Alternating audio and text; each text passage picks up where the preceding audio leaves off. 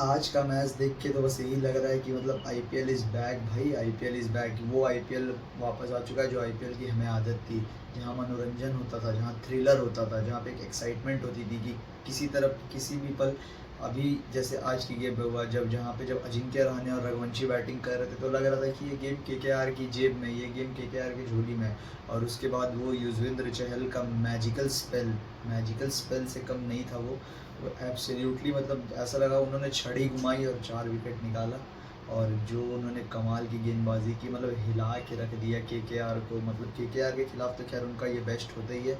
उनकी total career में 5 best performances है, और जिसमें 3 केकेआर के खिलाफ आई है। तो आप समझ सकते कि युजवेंद्र चहल फाइनली एक हम आईपीएल के सबसे बड़े बॉलर, क्योंकि आईपीएल में उन्होंने ही सबसे ज़्यादा विकेटें ली है, तो उनका कमबैक आज कहीं ना कहीं हुआ। श्रेयस अय्यर के लिए भी कहीं ना कहीं पर्सनल था, क्योंकि उनके और केकेआर के बीच में जो हुई थी रसाकसी, जो फ्रेंचाइजी को उन्होंने चैंपियन बनाया, मतलब बहुत अच्छी कप्तानी की थी उन्होंने पिछले साल केकेआर के लिए, और उनको चैंपियन बनाया। और उसके बाद वही फ्रेंचाइजी से अनबन हुई, और उसके बाद फिर वो रिलीज़ कर दिए गए, और ऑक्शन में आते हैं पंजाब किंग्स ने उन्होंने इतना भरोसा जता कि इतने बड़े अमाउंट पे कहीं ना कहीं खरीदा। हालांकि आज वो रन नहीं मार पाया, 0 पे आउट हो गया, खाता भी अपना नहीं खोल पाया, लेकिन ठीक है, उनकी कप्तानी बहुत अमेजिंग कप्तानी। मतलब कंप्लीट मज़ा आ गया, कंप्लीट पैकेज था ये मैच, एकदम एंटरटेनमेंट और ड्रामा से भरा हुआ था। और मतलब ये मैच कहीं ना कहीं उनके लिए था जो कि हमारे देश के यंग बॉलर्स है, जो उनको होप रहना चाहिए कि हाँ भाई, T20 अभी भी बॉलरों का भी गेम है, ऐसा नहीं कि सिर्फ बैट्समैनों का गेम है। मज़ा आ गया कम्प्लीटली, मतलब आज की बॉलिंग देख के। चाहे पेस बॉलिंग में अर्शदीप की बॉलिंग की बात कर लो, मार्को यानसन, हर्षित राणा, वैभव अरोरा, या स्पिन में वरुण चक्रवर्ती, सुनील नारायण, युजवेंद्र चहल, क्लियरली मज़ा ही मज़ा। मतलब ऐसा मैच देखे हुए हमें ज़माना हो गया। और एक इम्प्रेसिव स्टैट्स भी ये था कि 2013 में आखिरी बार 120 रन से नीचे का टोटल डिफेंड हुआ था, और उसके बाद ये आज 12 साल बाद हमें ये कारनामा होते हुए दिखा। और ये कारनामा किया भी किसने? एक्साइटिंग टीम किंग्स 11 पंजाब, जो कि अनकैप प्लेयरों ने जिन पे सबसे ज़्यादा योगदान दिया है, एक और स्टैट मैच के दौरान दिखाया गया। और उनके अनकैप प्लेयर जैसे प्रभ सिमरन, उसके बाद फिर आपका प्रियांश आर्या, तो ये सब प्लेयरों की काफ़ी ज़्यादा योगदान के बदौलत पंजाब इतनी अच्छे, मतलब बैटिंग में तो वो रन मार ही रहे हैं, और बॉलिंग में भी ये देख लो आप, तो कंप्लीट। तो सबसे पहले बात करते हैं टॉस की। तो टॉस श्रेयस अय्यर ने जीता, पंजाब ने टॉस जीत के पहले बैटिंग का फैसला लिया। एकदम चौंका देने वाला डिसीजन था, क्योंकि एक्सपेक्टेड था बहुत जन को कि ये बॉलिंग ही लेंगे, पर इन्होंने बैटिंग लिया और अजिंक्य रहाणे को पहले बॉलिंग चाहिए। तो कब ऐसा टॉस, ऐसा बहुत रेयर टॉस होता है जिसमें दोनों कप्तान खुश होते हैं, तो जिनको जो चाहिए था उनको मिल जाता है। स्टार्टिंग में प्रियांश आर्य और प्रभ सिमरन सिंह वैभव अरोरा के पीछे पड़ जाते हैं तीसरे ओवर में, और काफ़ी ज़्यादा उन्हें झेड़ देते हैं। लेकिन फिर आते हैं हर्षित राणा, हमारे राणा जी, और वो प्रियांश आर्या का विकेट लेते हैं। और प्रियांश आर्या का विकेट लेने के बाद मैं कहीं ना कहीं एक्सपेक्टेड था कि वो बॉलिंग तो बहुत अच्छी कर रहे थे। अगले श्रेयस अय्यर आते हैं, एक गेंद डॉट करते हैं, फिर उसकी अगली गेंद पर वो उनको भी डक पे उनका विकेट गिरा देते हैं। तो कहीं ना कहीं 2 विकेट गिरने के बाद मुझे उम्मीद थी कि ये थोड़ी टीम संभल के खेलेगी, लेकिन अजिंक्य रहाणे एक्सपीरियंस कप्तान तुरंत अपने हुक्म के वरुण चक्रवर्ती को लाते हैं, और वरुण चक्रवर्ती आते ही जॉस इंग्लिश का विकेट गिराते थे, क्लीन बोल्ड कर देते हैं।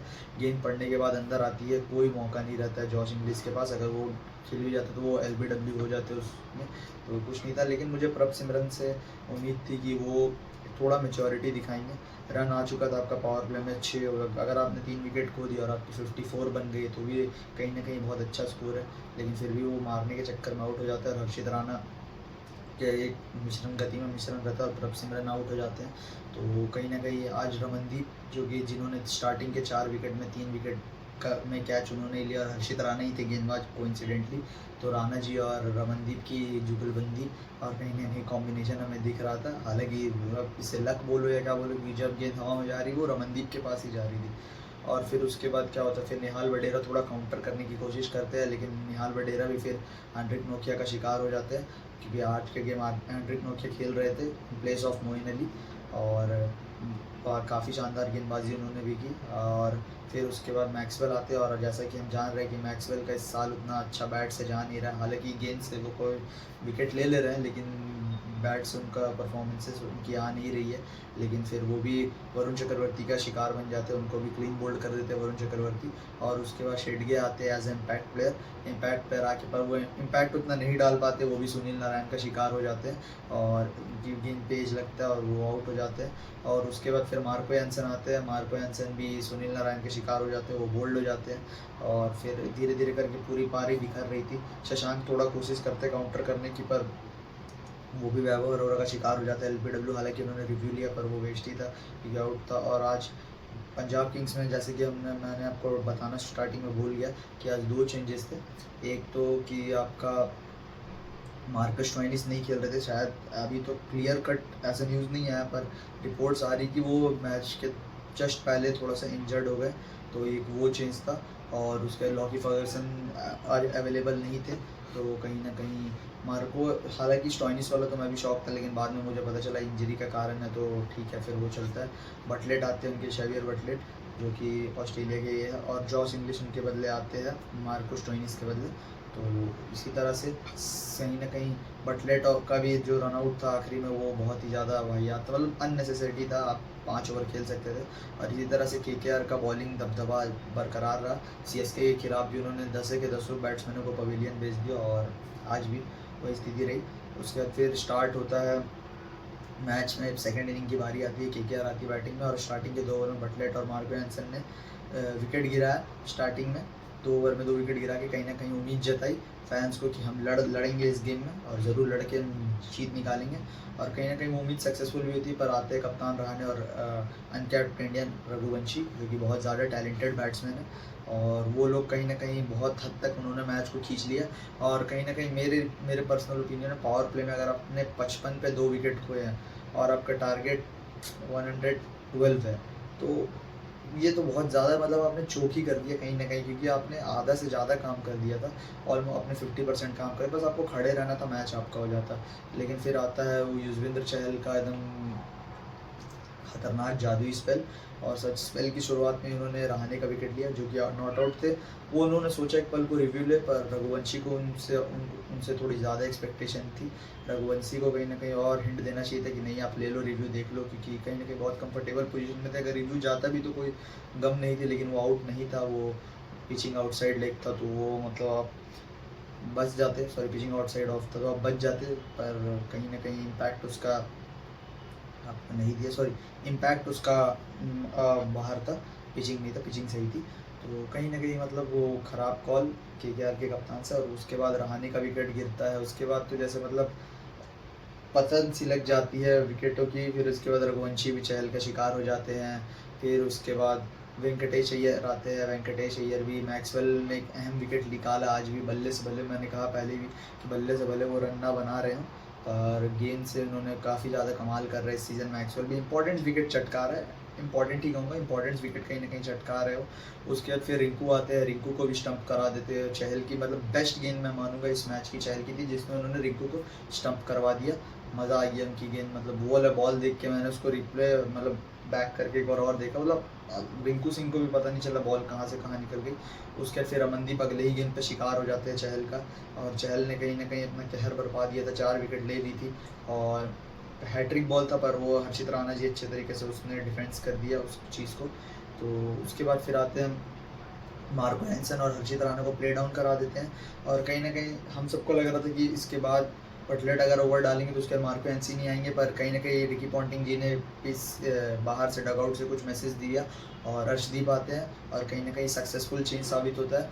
5 बॉल तो वैभव अरोरा कैसे कैसे खेल जाते हैं, पर आखिरी बॉल उनका भी एज लगता है, शायद ग्लव पे लगती है वो गेंद उनके, और वो आउट हो जाते हैं, वो भी कीपर को कैच थमा बैठते हैं। और कहीं ना कहीं ऐसा लग रहा था कि मतलब अब एक तरफा कर दिया इस मैच को। और फिर चहल का आखिरी ओवर आता है स्पेल का, चहल ने अच्छी बॉलिंग की, हालांकि 2 छक्के 1 चौके खाए और कहीं ना कहीं मैच को केकेआर और क्लोज ले गई, आंड्रे रसल क्लोज ले गए, क्योंकि उनकी साइड से तो अब एक ही था कि आपको आंड्रे रसल को स्ट्राइक पर रहना है, तो कहीं ना कहीं वो लग भी रहा था। लेकिन फिर कहीं ना कहीं वो क्लोज ले जाने के चक्कर में वो आखिरी गेंद अगर वो सिंगल ले लेते, उन्होंने सोचा वाइड था, वाइड नहीं हुई और अगला ओवर अर्शदीप आते हैं और वैभव अरोरा की विकेट ले जाते हैं। और उसके बाद सबको उम्मीद थी कि कहीं ना कहीं कि आंड्रे रसल अब प्रहार करेंगे, और करने जाते भी है, पर वो भी प्ले डाउन हो जाता है। और इसी तरह से केकेआर इस मैच को 16 रनों से हार जाती है, मतलब बहुत ही ज़्यादा शर्मनाक कोलैप्स था केकेआर के लिए। और इस साल केकेआर वो केकेआर नहीं लग रही है जो पिछले साल थी। हालांकि कभी कभार ये केकेआर आपको अपसेट भी कर दे रही है आईपीएल में, जैसे चेन्नई, लेकिन चेन्नई का उस टाइम डाउनफॉल चल रहा था तो उन्होंने उस टीम को हराया और एमआई के सामने आपने हाथ चौकी किया है। तो कहीं ना कहीं मतलब इस केकेआर से चैंपियन वाली वाइब नहीं आ रही है जो कि पिछले बार आ रही थी। तो देखते हैं अभी क्या होता है केकेआर, क्योंकि क्या कहीं ना कहीं ऑलमोस्ट आधा सीज़न ख़त्म होने वाला है पर मिक्स में चल रही है केकेआर। तो हम बात करते हैं आज के मैच की। तो आज का मैच होने वाला है Delhi Capitals versus Rajasthan Royals के बीच में और ये मैच होने वाला है अरुण जेटली स्टेडियम में। और जैसा कि हम जानते हैं अरुण जेटली स्टेडियम काफ़ी ज़्यादा बैट्समैनों को फेवर कर रहा है ना पिछले कुछ टाइम से।